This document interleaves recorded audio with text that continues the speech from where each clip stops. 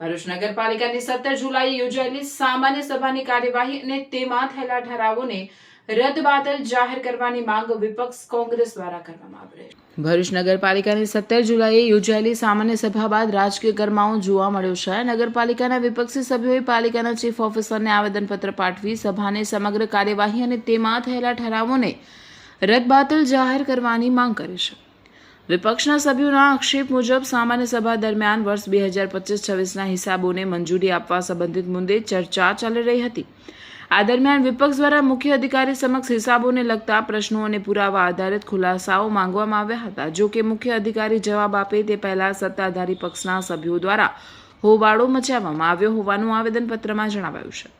વિપક્ષનો આક્ષેપ છે કે ત્યારબાદ કોઈપણ પ્રકારની પૂર્વ સૂચના કે ગૃહ મોકૂફીની જાહેરાત કર્યા વિના અચાનક રાષ્ટ્રગીત શરૂ કરવામાં આવ્યું. રાષ્ટ્રગીત પૂર્ણ થયા બાદ સભા સમાપ્ત થઈ હોવાનું જાહેર કરી સત્તાધારી પક્ષના સભ્યો સભાખંડમાંથી નીકળી ગયા હતા.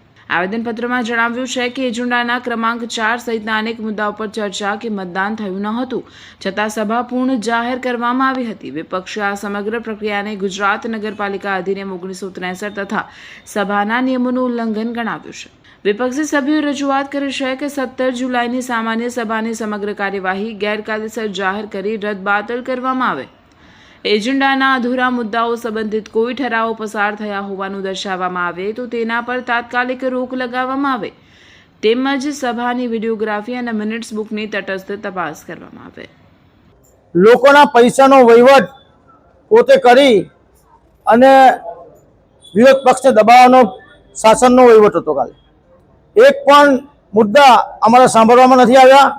એમના ફક્ત ને ફક્ત ચેરમેનશીપના મુદ્દાથી વાત કરી અને બીજા એક પણ મુદ્દા સાંભળ્યા વગર ભાગી જઈ અને જે અમારું અપમાન કર્યું છે, પ્રજાનું અપમાન કર્યું છે. આ કોઈના ઘરના પૈસા નથી, કોઈ બેંકના પૈસા નથી. આ લોકો જે હાઉસ ટેક્સ, લાઇટ વેરો, સફાઈ વેરો ભરે છે એમના પૈસા છે અને એમના પૈસાનો વહીવટ છે ને એમના પૈસાનો વહીવટ વિપક્ષ રજૂઆત કરે લોકો દ્વારા એમને સાંભળવું પડે તે છોડીને જતા રહ્યા છે. એટલે આજ રોજ અમે કલેક્ટર સાહેબને પણ આપવાના છે આ બાબતની અંદર કે કાલની સભા સ્થગિત કરવામાં આવે. પ્રાદેશિક કમિશનર સાહેબને પણ આપવાના છે ને આજે ચીફ ઓફિસર સાહેબ નથી તો એમના સેક્રેટરી સાહેબને આપેલું છે કે જો જોર હુકમથી તમે મિનિટ્સ લખશો અને એની અંદર અમારી કોઈ હાજરી હતી નહીં અને એમને બહુમતી કોઈ એમની પણ નથી ને એમને સર્વાનુમતે બધી જગ્યાએ આખા ભરૂચમાં અને પેપર મીડિયામાં સર્વાનુમતે જે કીધું છે તે એમને વખોડીએ છે. જો છતાંય જો લખશે તો અમે હાઈકોર્ટ, સુપ્રીમ કોર્ટ સુધી લઈ જઈશું. બિલકુલ ખચકાઈએ નહીં. વિરોધ પક્ષ ભરૂચ શહેરની પ્રજા માટે મજબૂતાઈથી રહ્યો છે ને રહેશે.